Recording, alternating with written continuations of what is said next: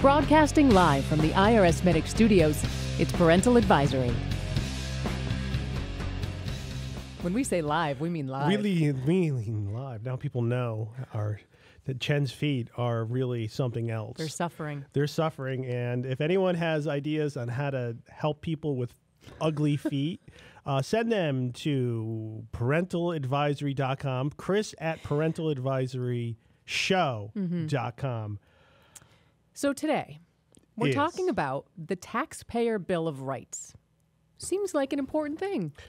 So important. Shouldn't we have rights? I mean, a Bill of Rights. It's a Bill of Rights. It's not a letter of rights. It's not a page of rights. It's a Bill of Rights. For the taxpayers. For the taxpayers. Specifically.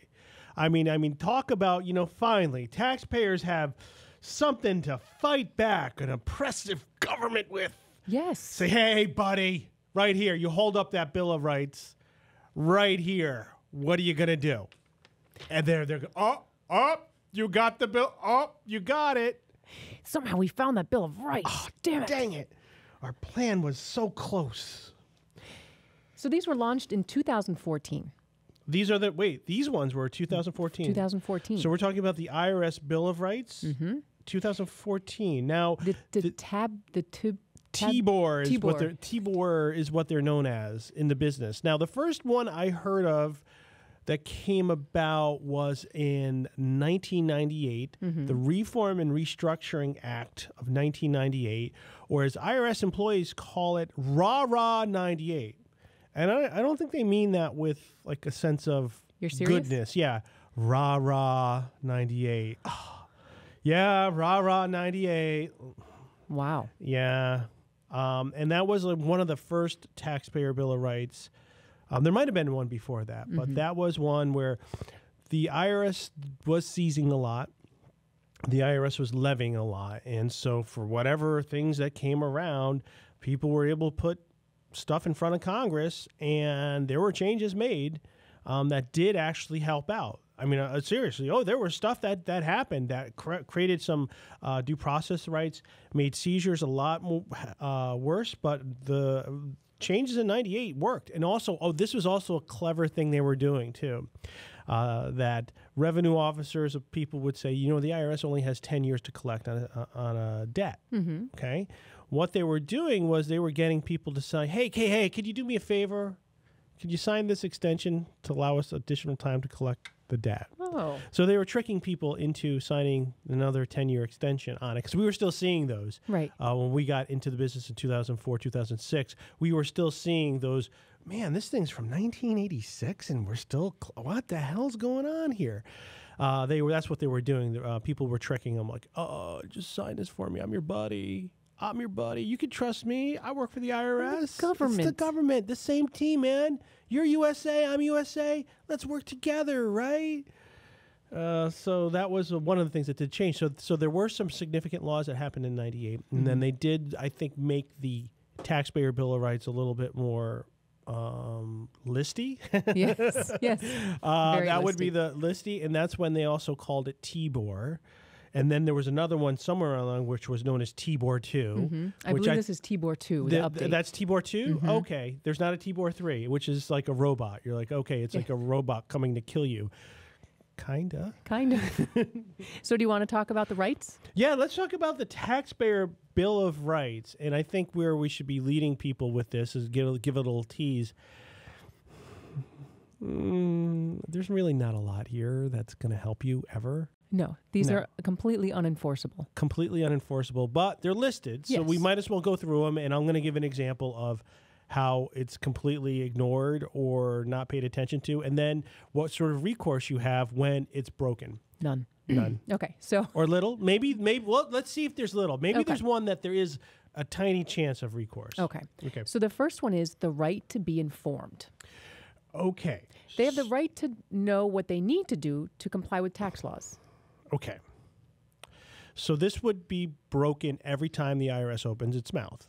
Anytime the IRS sends a notice, okay, because they don't send letters, they send notices. And the notice has taxpayer name and then a whole bunch of stuff that's designed in a way to meet a statutory requirements. But none of those statutory requirements are that actually somebody would understand it. We understand the notices because we deal with them all the time, and we're trained as attorneys. We could look at large sections of code and say, okay, this is what the part here, here, here, and here. It takes a special training and aptitude in order to sort through that level of obtuseness that a taxpayer simply will not have. Yes, they send you notices that are supposed to inform you, or I don't know if supposed to would be even, I wouldn't even use a word that strong, that purport to inform you. It would be like if they sent it in Spanish. Right. I would go, I don't speak the language. Yes, but we sent you the notice. Right. So. Or I think for notices, you also could send anything. Like just send junk mail to people for, discount like on furniture. Well, that was a notice we sent you. Didn't you get the notice? It was a discount on furniture. And you would have the same comprehension of people understanding what the hell is happening. Yep. This one I love. Okay. The right to quality service. They have the right to receive prompt, courteous, and professional assistance in their dealings with the IRS.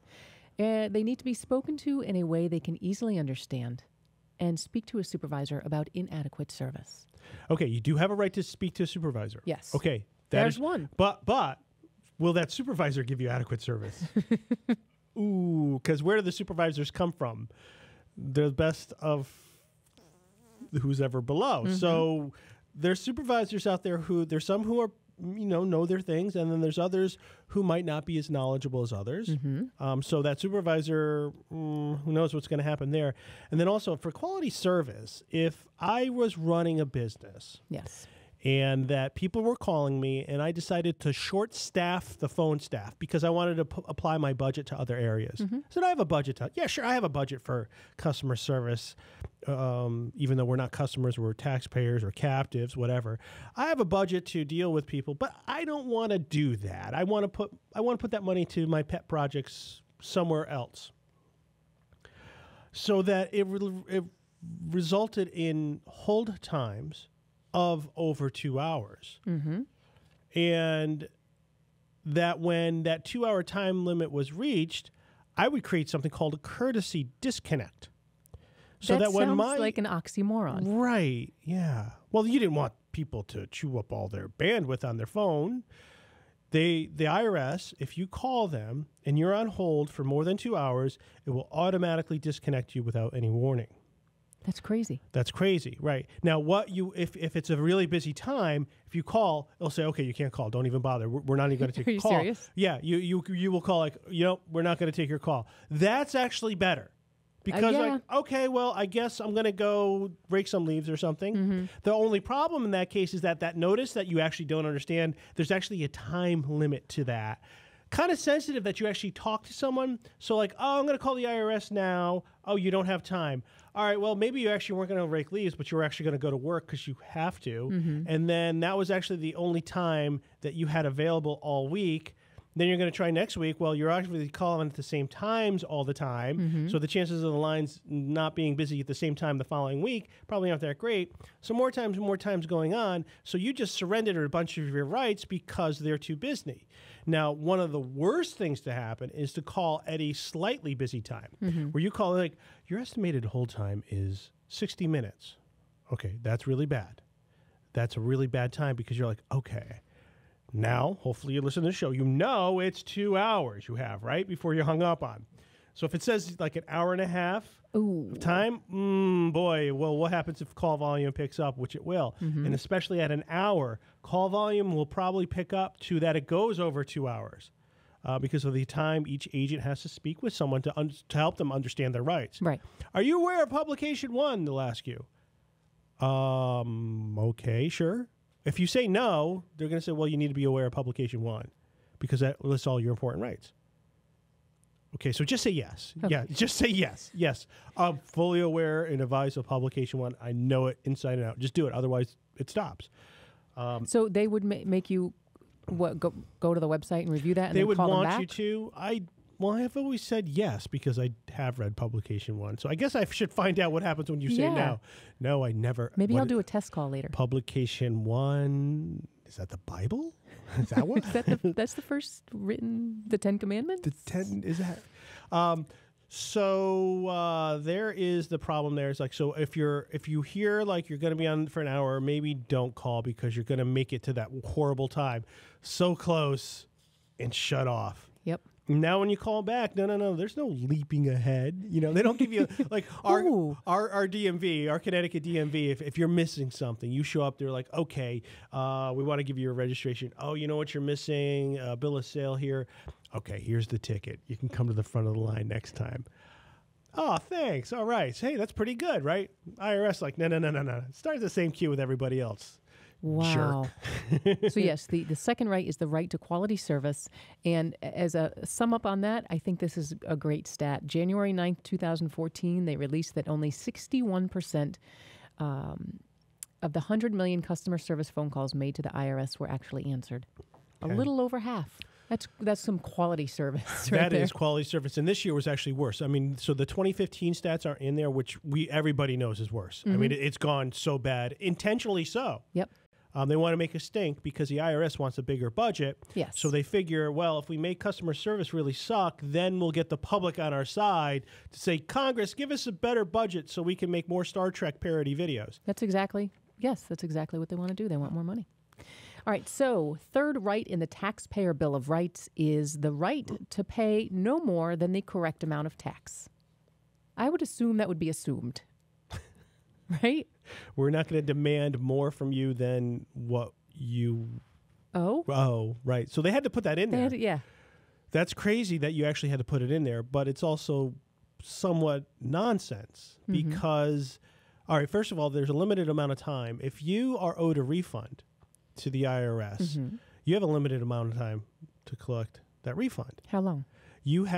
There's two different rules, which are real easy to understand. Okay. So let me there's a 3-year rule and a 2-year rule.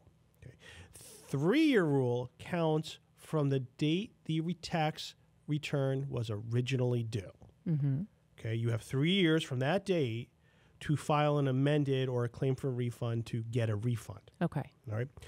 So if you file an extension that makes your tax return due on October 15th, so that's good to know sometimes because sometimes that saved us. The taxpayer's like, oh, you're too late. Well, look at your account transcript. Hey, you filed a refund. Oh, we still have time to October 15th of 3 years. So right now, the people who were just screwed, if they filed if they did happen to file an extension in 2011, they're screwed. Okay.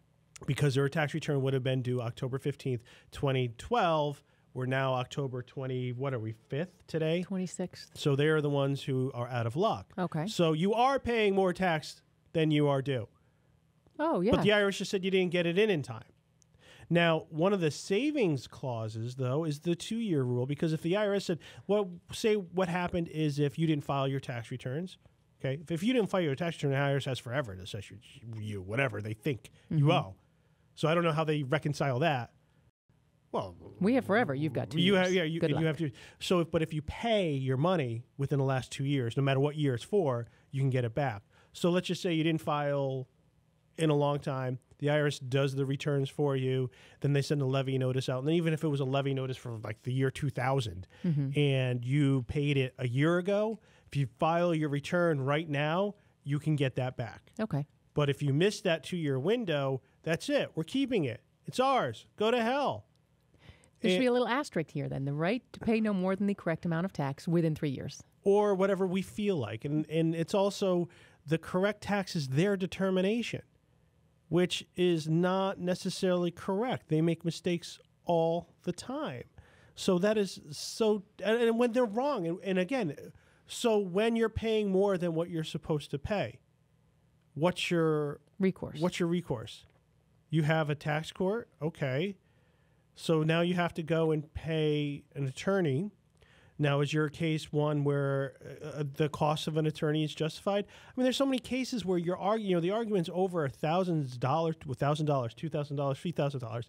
How many people just say, whatever, it ain't worth it? No. So many people just give up. There's so much of that little amount where it just doesn't make sense to get someone like us involved. People just roll over for and just say, just screw you. Because there's not, how is it worth my time? I don't know what I'm doing. I'm going to call be on hold, be hung up on, be treated rudely. They're telling me I owe the money when I really don't. They send you a notice you can't possibly understand, and now they have the audacity to tell you you're not going to pay more than you actually owe. That's complete nonsense. Complete nonsense.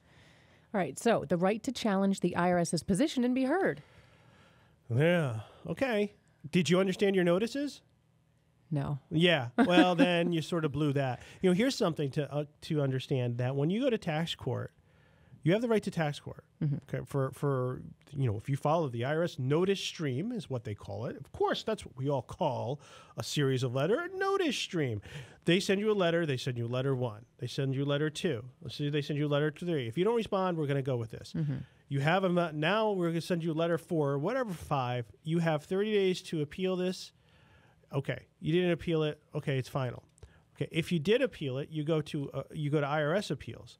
If you go to IRS appeals and lose, now you have the chance to go to tax court. Okay, but you had to do a whole bunch of procedural things correctly, and you had to show up at appeals, and you had to propose a reasonable alternative or some sort of reason why you needed to argue something. And the appeals guys, they could be really good. They can be. They could say, all right, I'm going to try to work with you to try to get your side out. Okay, what are you really trying to say?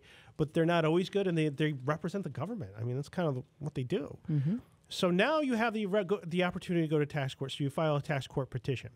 Guess what they do? Guess what IRS counsel, right? They're working for your government, right? They're working for your government. They're on my side. They're on your side. Same Team USA, right? Guess what they're going to do? They're going to file a motion to dismiss or a motion for summary judgment like that every time. Every freaking case we've ever filed, every petition, they always try to kick us out on a technicality. Every time. It doesn't matter what your case is. It doesn't matter how good of an attorney you are. Every time they're going to file a motion for summary judgment or a motion to dismiss. And with us, it's a complete waste of time because we know what we're doing. We're not going to let you kick us out on a technicality. We're going to be heard on the merits. That's the way it's going to be. But here they are wasting time. Okay. And so when we have a client coming in like, okay, I want to challenge tax court, we'll make sure that they can. All right, let's make sure, okay, well, before we do this, let's set it up to make sure we can actually win in tax court. We might do little things in there. But when we're charging someone for like, okay, this is what our representation is going to be, we know we have to put into our calculus of our fee that there's going to be a meaningless, stupid motion by the government to kick this out on a technicality that has no chance of winning. Or maybe it does, which is even worse. Right. It actually does. The government's going to fight you tooth and nail. To make it hard so you quit.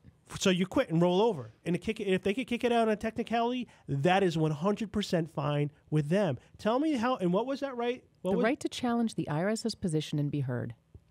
Okay. So that follows up to the next one, the right to appeal an IRS decision in independent form.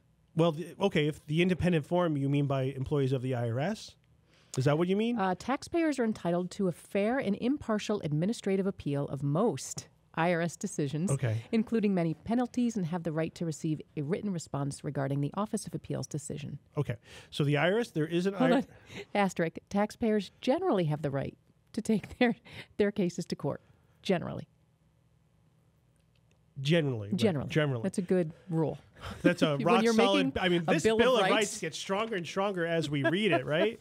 So IRS appeals is a really helpful place for us, okay, as attorneys. But we know, I mean, they first of all, they respect us. Right. Because they know, okay, if we can't reach a decision, these guys will go to tax court, and tax court won't be able to kick them out on a technicality. Okay, so we're going to have to take them seriously. Right, and that's kind of like one of the things, and I think I saw somebody was asking a question on our website. Can you hire an enrolled agent for an FBAR issue? Okay, because an enrolled, there's somebody was having the FBAR, the foreign report. Yep. Okay, someone asked that question, and I was like, oh my God, the fact that you're asking that question is so sad, because enrolled agents are great, and they're great for technical tax issues. But the problem with an enrolled agent is that the IRS doesn't take them as serious as they do with an attorney, a CPA as well, because they know, guess what? If I don't rule in their favor, what am I so afraid of? Do they really know how to litigate? Do they know how to win a court case? Do they know how to argue a case in front of a judge and persuade a judge not to rule in favor of the government? And that's sort of the issue is the IRS lets these people represent you that really shouldn't be. They don't. They're not as good as an attorney. That's what I'm going to say. There it is. You're not trained to be an advocate. Maybe you have a particular skill set. We have enrolled agents here, and they're wonderful at what they do. We have CPAs here, and they're wonderful at what they do. But what they are not is the advocate to convince the government and to convince a judge that the judge has to rule this way in order to be in law. And that entire thing of our threat is why stuff works a lot easier for us, because they know they're going to come back and they're going to make me look really stupid in front of tax court if I don't rule. If I don't watch myself, if I do something really stupid, they're going to make sure it's pointed out in a way that pisses off a judge, and the judge is going to rule for the taxpayer. Got it. Yeah. All right. The next right is the right to finality. Taxpayers have the right to know the maximum amount of time they have to challenge the IRS's position, as well as the maximum amount of time the IRS has to audit a particular tax year or collect a tax debt. They have the right to know when the IRS has finished an audit. Yeah. Okay, They except should when know they that. don't. So when they don't, again, because we have. Oh, okay. This is a really interesting case. The IRS started an audit for somebody who was going through the offshore voluntary disclosure procedure, and he hired, I think, a CPA firm or a law firm, and it was somewhat mucked up a little bit. This was the 2009 OVDI that the guy filed under. He didn't know he was under audit. How's The that taxpayer, possible? I don't, and the IRS actually didn't know that he was under audit either. So who knew? Well, somebody knew. We figured we had to request a file of what was going on, and we request a FOIA request, like what is going on with this case. We're getting these notices Yeah. that are saying this and that. Who's the auditor? Who? And nobody could really answer it. And so we tracked it down. Like, oh yeah, he was under audit and he was non-responsive. What? So the auditor didn't know who the representative was. Or couldn't figure it out. And so they just sort of assumed a whole bunch of things. And so this audit was going on. And then finally we got an auditor to audit the auditor's crazy stuff, got it straightened out. But this client, he came to us 2 years ago, and we just got it straightened out. Wow. I mean, from 2009 to 2014, this guy was a complete nightmare. I'm trying to do the right thing with the IRS, and I don't know what's going on. I don't know what's going on, and no one's telling me. I have this firm representing me, and they're not telling me what's going on. No one knows what's going on. I get notice. I'm being collected on. And they were actually levying his account for an audit that wasn't even completed. They were going and they took his money. So again, what's the recourse? There's none. That we got money. We got the money back. But he had to hire a law firm to make the IRS do their job. Jeez. And it wasn't cheap to do. Yeah. It wasn't. No, 2 years worth of time. I could see why people quit. And I mean, not it gonna was say. it was a hard case for us. Yeah. But when we like hard cases, I guess. We're a little bit crazy. But it was a really hard case for us. And there's no way a taxpayer, or even because he was represented by another firm, but they were just a regular like CPA firm. They couldn't do this. Yep. They didn't have the stamina. They didn't have the knowledge of law. They didn't know how to think. You had to kind of like think, okay, if I was at the IRS, how would I screw this up royally? All right. So we're gonna go. And you had to kind of think that way. Yep. And then finally we found a sympathetic ear. Oh, what the hell is going on here? Oh my God. Yeah. Can you help us out here? All right. Let me get that money back. And luckily we had that 2 year time limitation. We were sort of technically out. We were out of because it was levied more than 2 years ago. But what we did was we had that assessment changed. Where it's like, well, that assessment was never really right. And so that's how we got the refund kind of done. And the whole thing was open. And so we were able to get it back through a mirror. I mean, really, it was miraculous. And I think that was the feedback from his clients. Like, thank God I hired Parent Win. They work miracles. Okay? They didn't say they work the Taxpayer Bill of Rights. Didn't say that. Yeah. They said they absolutely work miracles. And it's true. And I'm like, if the same, case like that comes, you're nervous about it. You really are, because you know how difficult it is to get the IRS to follow their own rules and own procedures, and they don't do it all the time. Nope. And your time limitations, the taxpayer could have blown it. And they didn't know that. Now, I think this next right in Yep. the Taxpayer Bill of Rights is one of your favorite, Mm-hmm. the right to privacy. No. No, that's not going to exist. And you know that there are. Okay, here. I mean, at the IRS, this is how it works. If you're not a high-level employee, if you don't have your political connections inside the IRS, and I'm not just saying with the president, I'm not just saying with members of Congress. I'm saying if you're not politically protected by others in the IRS, if they don't like you for whatever reason, because maybe you're effective at your job, that you will be fired if you access taxpayer data. You will be. Okay. So we But found one that there's a little enforcement? It can happen. Okay. It does happen, and you'll see it that every now and then you'll see a press release. This person was fired for accessing taxpayer data. You know, they wanted to see how much a famous person made. You know, and I mean, I don't know the harm in that. I mean, it's like, okay, they want to know famous. Okay, yeah, you shouldn't do that. Sometimes it's worse. Sometimes they want to know how much like an X makes. What do they put down or something like they're doing like that? It's like, okay, that was more than mere curiosity. You're using that as that's a little bit worse. And then also, I mean, what's the worst is when you know political opponents of the IRS are targeted and their information is leaked out. Oh. And then there is nobody who was fired of that. Not one person was fired. One person doesn't work there anymore, but all of those people who were involved in that are still working at the IRS. None of them have lost their retirement. So how can you even put that there? That is just not.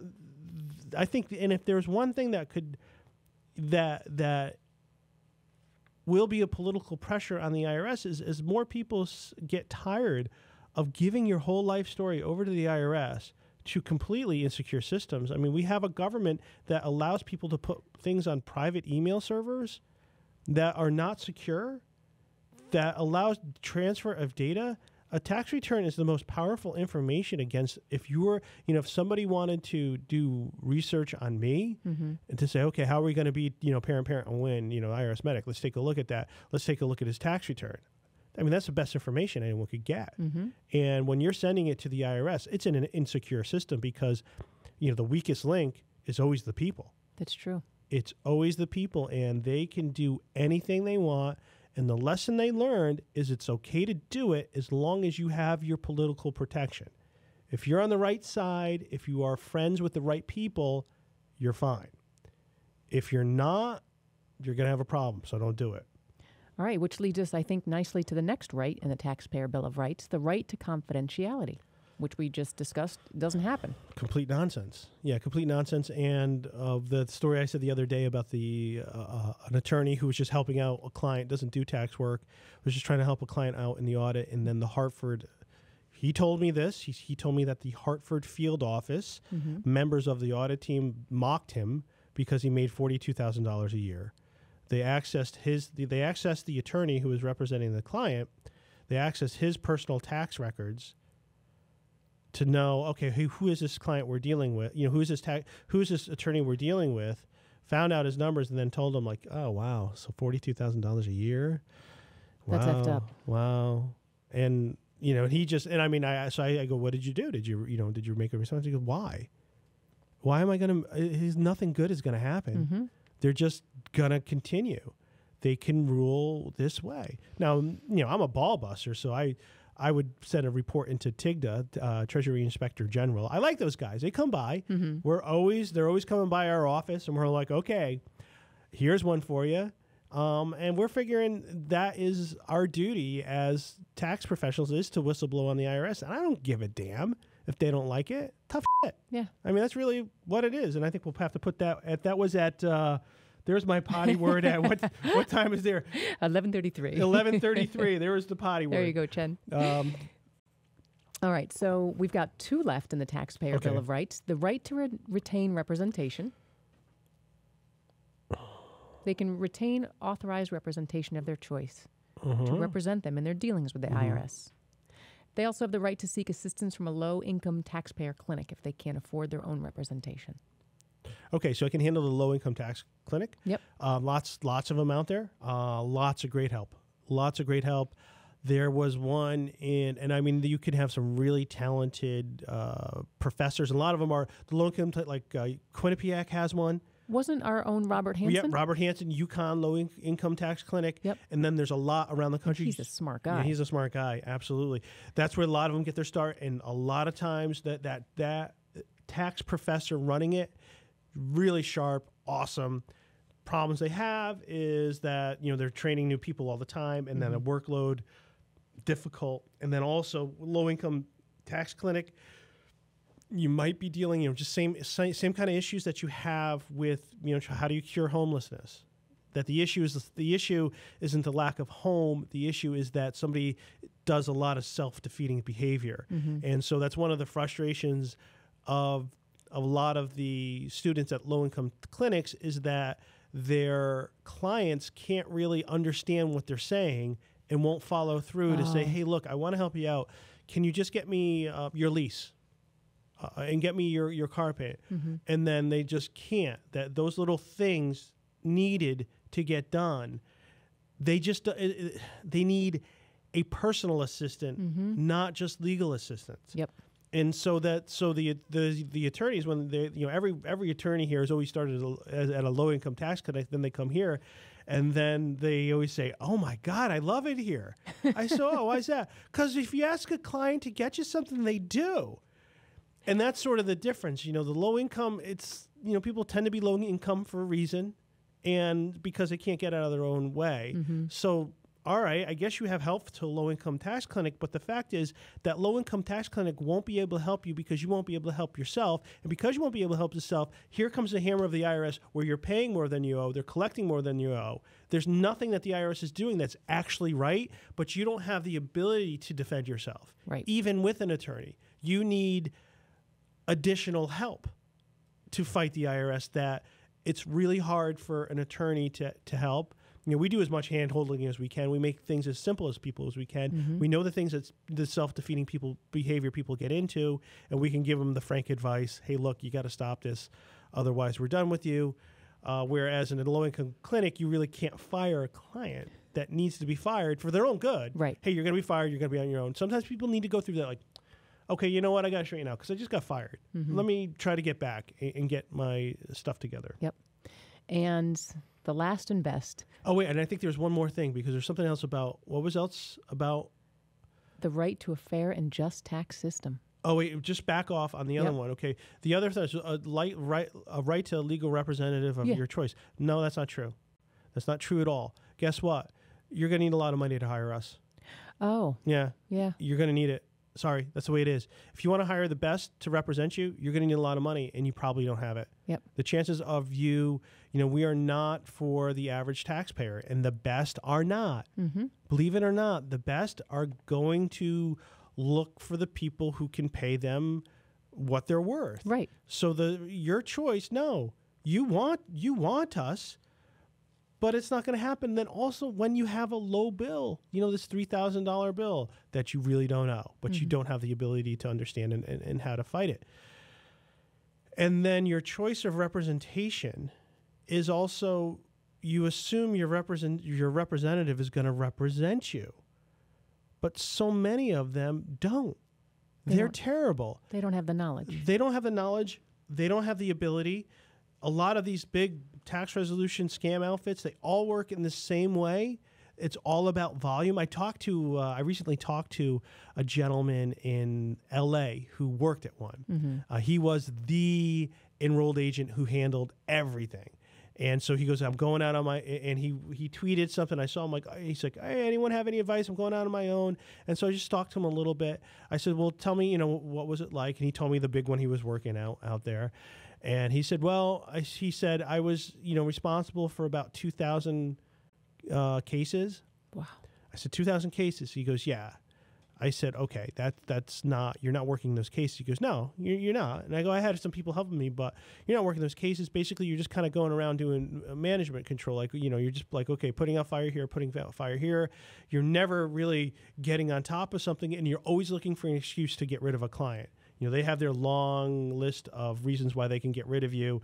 And so you're always, he told me how they would make things so it would be hard for the client to understand and not respond to them. And then the deal would fail. It would be the client's fault. Big thing of that is not being current with your estimated tax problems. Yep. That, that's one of our big things is we make that up in front. But whenever you're dealing with the IRS trying to settle a debt, which is what these places claim they're going to do, whatever deal you have, or if you're attempting to deal with the IRS, you must be current. You must have made 2 estimated payments, or your withholdings must be correct in order for the IRS to deal with you. Right. Well, they make sure you don't know that. So that when you come back to bitch and moan, you guys didn't get me the offer in compromise you said you were going to get me. Well, you could never get it because you weren't current. Well, why weren't you current? Because they didn't tell you. Well, and the IRS is supposed to tell you too. They do a lousy job of it. So no one's helping you. They're not on your side. They're simply not on your side. The IRS knows full well that these people are terrible, but they don't get rid of them. No, why would they? Why would they? It's like, well, it's kind of like it's sort of this ugly truce. We're not going to bother them. We'll let them continue to do just whatever they're going to do. Yeah. Beat down the taxpayer. Taxpayer will eventually be unrepresented. And now by this point, the taxpayer doesn't have any money to hire a real attorney, or they're so jaded. They're like, they're all the same. They're all the same. Now we can get them. Now we can go after and really screw them. That's at least my thought, because I see no other reason why. There's so many abundant examples of these firms that they open up with a new name. It's the same people, and they have the same thing. Get as many new clients as you can. Promise whatever. I mean, you have the ones promising, they'll come up with anything. They have a sales force that gets 20% of that amount they close that day. I will get 20% of whatever I tell you. So I'll say, I guarantee you, we'll do a penalty abatement. You'll pay, you're going to pay 20% of that. They're like, well, your penalties aren't even, your penalties are $5. Yeah. So I'll abate all of it. What are you really saying? Oh, well, we have a special appeals office here in Colorado. There's one in Colorado. So we have the inside scoop. We'll get you the best deal. They're full of shit. Oh, did it again. 1141. 41, Chen. They're completely full of it. And so it's just, it is so known by the IRS. They have to deal with them. But they just let them go. And the revenue officers really don't like it because it's really slowing them down because these guys don't respond. Right. I'm trying to get this case resolved. Don't hear anything. And then after so long, then you can contact the taxpayer directly to say, hey, I haven't heard anything from your representative. I'm asking you for this. But it's just delaying the case, making the angry. So it's like a dirty relationship. It's just horrible. And the IRS is the one who gets to decide who represents. They're the person who says, oh yeah, you're an authorized representative. You're not an authorized representative. They're the ones doing it, and so many of them. There's just no accountability. The IRS knows they're terrible, and they just let it go. Yep. And the last is the right to a fair and just tax system. And I think with the past rights we discussed, how do you even? Yeah. There's.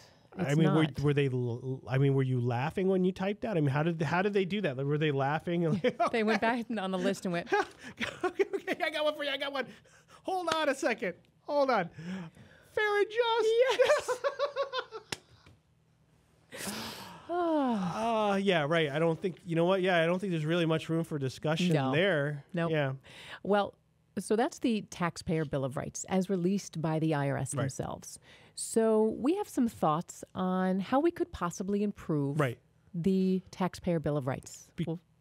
We'll talk about that right after this break. Tomorrow on Parental Advisory, does the King of Thailand have an IRS problem? Tune in Tuesday at 11 a.m. to listen live on ParentalAdvisoryShow.com.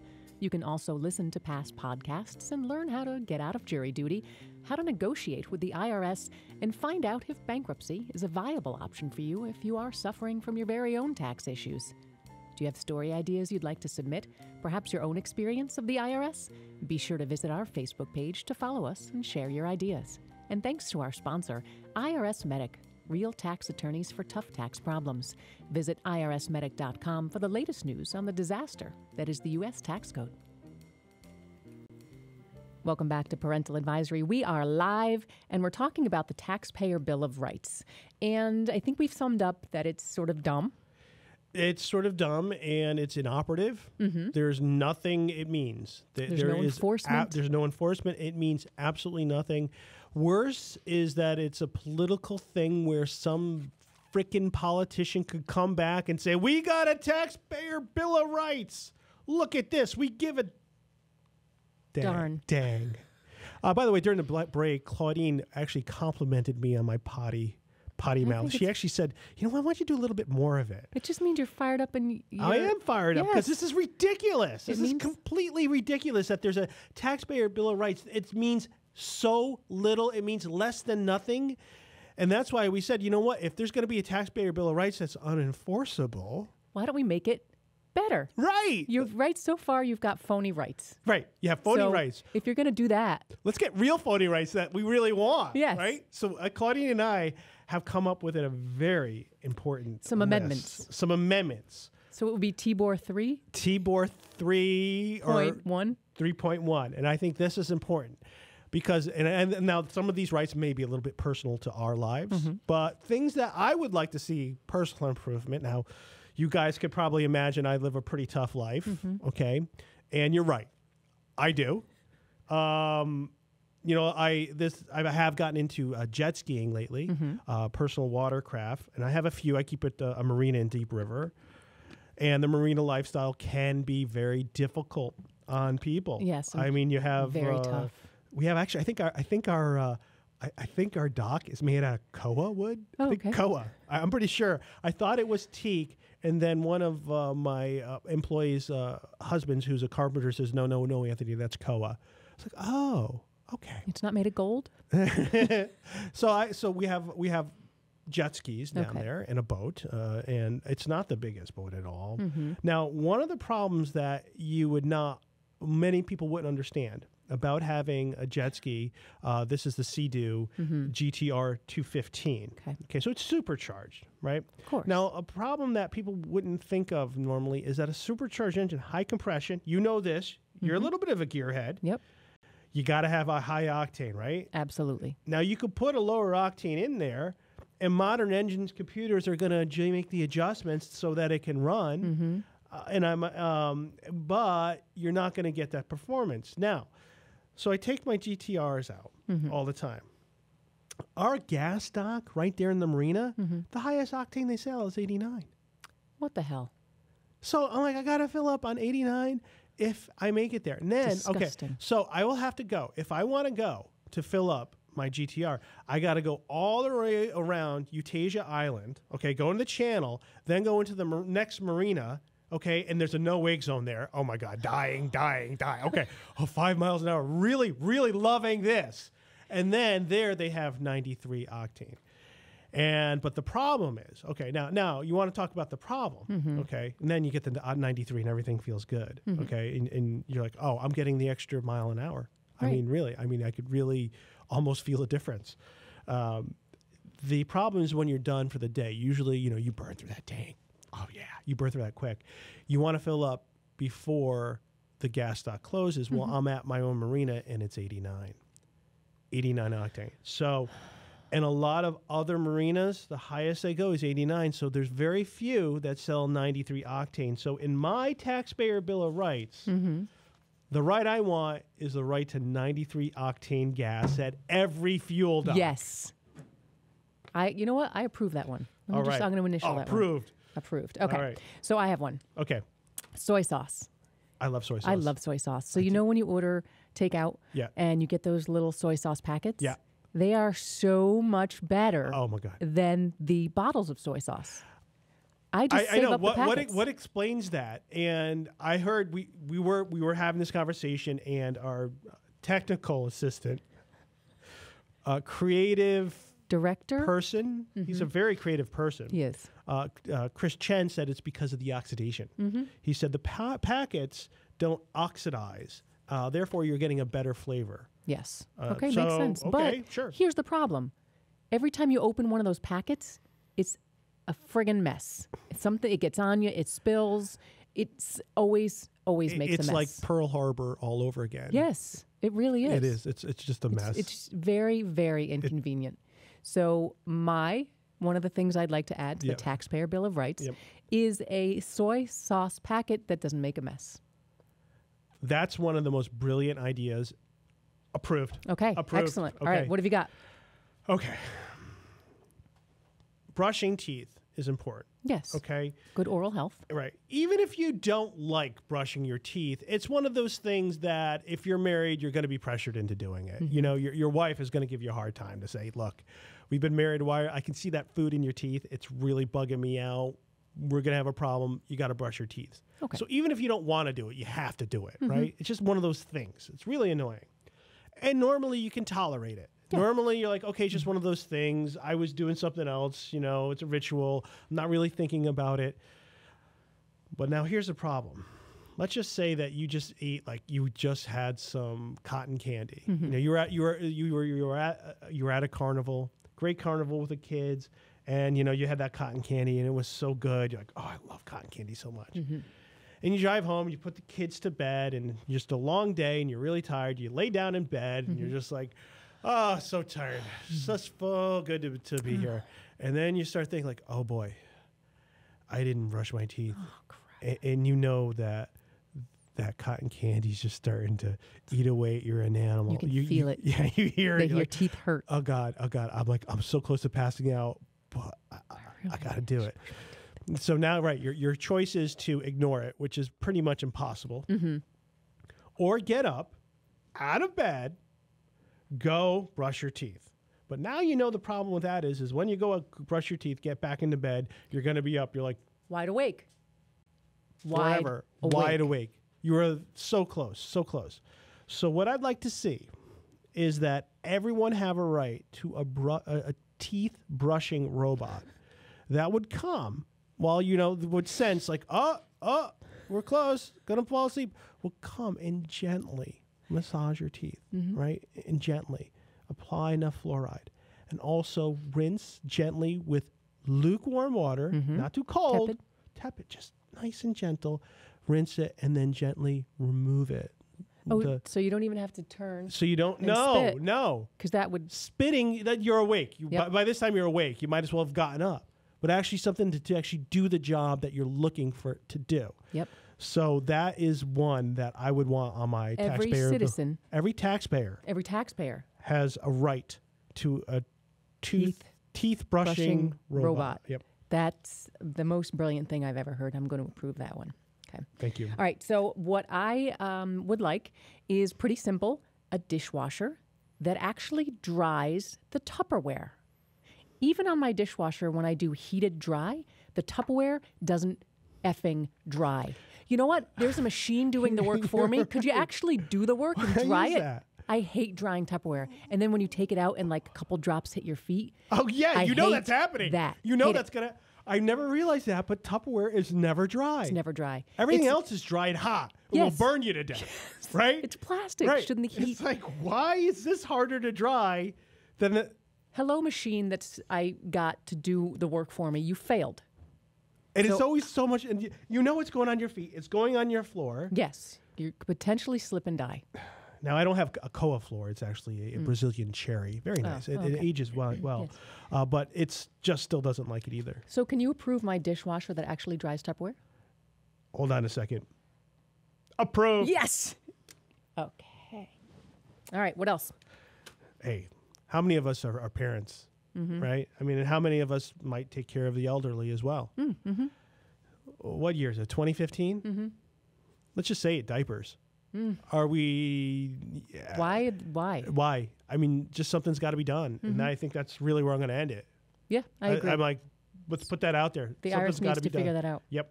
Diapers. IRS done.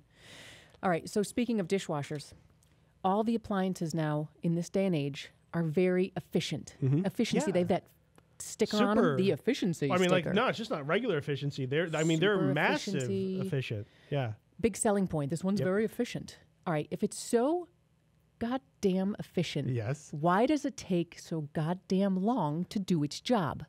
The Hey, washing right. machines, the dryers, my dishwasher runs for 4 hours. How is that efficient? You know what? I put dirty dishes in there. I need those dishes quickly.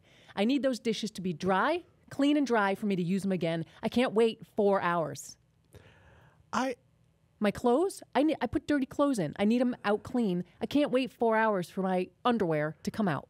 You're right. When did that happen? I don't know. I remember as a kid, because I didn't have anyone to look after me. I raised myself, essentially.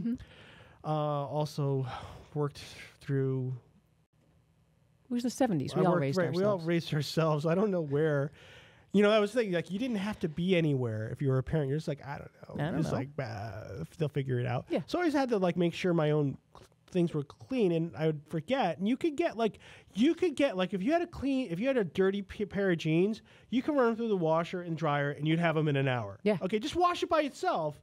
Boom to boom, dry, you're done, you're out to school. Nobody's the wiser, right? Yes. But you're right. It's like when I put on the washing machine now, it's just like, it's going to, the clothes machine's going to be like an hour and a half. And then the dryer, I don't even know how long. And then the dishwasher, you're right, that thing is going all day long. So let's say you gave me a piece of paper and you said, Claudine, can you please make 10 copies of this? Right. And I was gone for an hour. Would you consider that to be extremely efficient? No. And if you took 8 hours to call the IRS, maybe I would call that efficient. Actually, okay. yeah, that would actually be efficient. But taking a long time efficient isn't one of the words I would use to describe that. So I would like an approval on efficient appliances. Screw our natural resources. I'm not worried about the oil and the. I want There's my plenty stuff more where done that quickly. came from. Yes, There's plenty more. Do it fast. Yes. Okay. Approved. Okay. Thank you. And the last couple. These are both of ours. I think we've both experienced this unfortunate things, and it's unfortunate that this has to go on our yes. Taxpayer Bill of Rights. Our Taxpayer Bill of Rights Amendment number 7. Do not poop in inappropriate places. This should be a right of everyone. With a sub section of it, if you do, please clean it up. Because accidents are going to happen. Accidents are going to happen. But Claudine, you had one. I was at the gym yesterday. Yeah. And the cleaning lady was speaking to someone else who was aghast. And the cleaning lady was telling her that someone pooped in the shower. In the woman's shower. In the woman's shower. And just left it. And I had to run out because I was laughing and everyone else was aghast. But who does that? And we had the conversation that, okay, it may happen. There may be once in your life where you could have thought it was something else, and you were surprised. You're in the shower. Ooh, wow. That's not what I thought it was. Right. You would take I would freak out and now go into, how do I clean this up so no one will ever know that this ever happened? I'm taking this to my grave. Right. This is going to be the cleanest shower stall in the entire gym when I'm done cleaning up this shack. Somehow I will find a way, whatever small resources I have, it will be done. Yep. So I think we should make a Taxpayer Bill of Rights that no one should have to ever suffer because people will not poop in inappropriate places. Asterisk, if you do, you clean it up. Approved. Okay. Thank you. And last but not least. Well, my gym story. Okay. I go to, oh boy, somebody might hear this. Well, you know what? This is one of those things. If you hear it, maybe you're supposed to. Maybe they have a Facebook page. Maybe they have share a the Facebook page. I could kind of give a little bit of criticism, okay? Because I get criticized, okay? When I'm in the gym working out, I've gotten criticized because I dropped weights. Okay. I was doing some barbell bench presses, and I dropped some heavy weights because I couldn't finish the rep. But it's a rubber floor, and I'm like, that's kind of what they're meant to do. But I got a talking to. Hey, man, it's a family establishment. Okay, if you can, like, okay. Don't drop the weight. And then I got a talking to when I was I was in the cage doing some squats, and I had only my sandals with me because I don't know where I left my shoes. But I'm like, I really can't do this squat with my sandals on. So I just took them off and was squatting in bare feet. So I got a talking to on that one. Okay. Which I'm like, maybe that one. Okay. All right, I'll give you that one. Because if everyone had bare feet, all right. Yeah. But I was at one little area station, but whatever. Okay, so I can deal with that. Now, one of the things is I won't go into the shower room. into the men's locker room. Okay, because they made it into a hangout. Like there's a TV in there and a couch in there, and then there's the creepiest place in the room, the men's steam room. Oh, yes. There is a sauna at my gym as well, in the women's and men's room. And they're creepy. Yes. I would love to go, I mean, on a cold winter day when your skin's all dried and cracked and you want to relax. You know what? A steam room sounds awesome. And it would be. Except the creeps who hang out in there. The creepers. Creepers. And I mean, these guys, I mean, I swear, their entire day is just going to the Y. They go and they pack a lunch to hang out in the men's room. Wow. All day long. And then they're in there. They got their little towel on. And they're just sort of hanging out in there. And you open that door. And the thing is, it's like the door, you can't tell if anyone's in there. So you have to open the door to find out. And every time, hey, have a seat. There's plenty of room. Like, you're in here all day long. I didn't see you. Let's see here. So you weren't swimming. You weren't in the fitness center. You weren't in the racquetball courts. What have you been doing all day? Steam room. Steam room. Just get a good steam. There's one woman who is always in the sauna when I go in the sauna. I get there first, and somehow, no matter what time of day, she's there at least about 2 to 3 minutes later. Very Oh boy. large woman, stout, short and stout. Okay. And she comes in, and I don't care what you choose to wear in there. You can wear anything, you can wear nothing, you can wear a towel, whatever. But she comes in dressed and then starts to undress in the sauna. Wow. So that freaks me out. That is weird. Make your That's choice. weird. Don't come in and undress in front of me. I don't want to so see that. Then she sits down and she has a big tub of cream, the kind where you unscrew the top off. Okay? And she just starts lathering cream. Is this all dairy cream or like no, like skin cream? Skin cream. Okay. Which could just ask.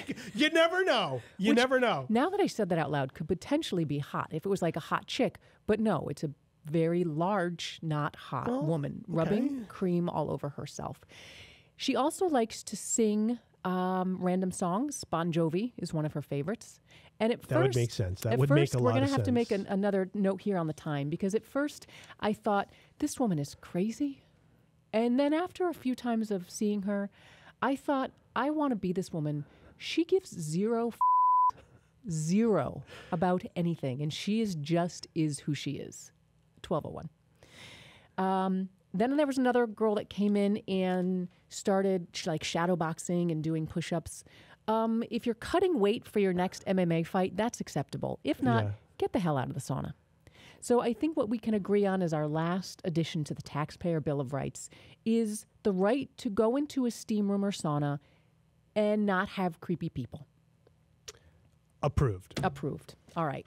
Well, I think we have made the Taxpayer Bill of Rights so much better. So much better. Now our phony rights actually are so much better. This is what's important to me. And I guess if people have suggestions, they can put that on our Facebook page. Yes. What would else you like to see? You'd like to see on the Taxpayer Bill of Rights? Because I'm sure, I am positive, we have not touched on all of them. Oh, gosh. No. All right. So tomorrow. Yes. We're going to be talking about the King of Thailand. Yes. And you're now making statements that you believe he may have an IRS problem? I believe he may have an IRS problem. Okay. As far as I can tell, there might be other information I'm not aware of, but I do believe he does have a tax problem. And if he doesn't, I'll bet you anything there are other rulers of the world who do have an IRS problem. So black cars are going to start following us around. Helicopters, too. Thanks. Join us tomorrow on Parental Advisory. Thanks for joining Parental Advisory, hosted by Anthony Parent, produced by Claudine Gindel, that's me, engineered by Chris Chen. For more podcasts, visit our website at parentaladvisoryshow.com and like us on Facebook to submit story ideas. We'd like to thank our sponsors, irsmedic.com, the law offices of Parent, and Win, LLP, real tax attorneys for tough tax problems.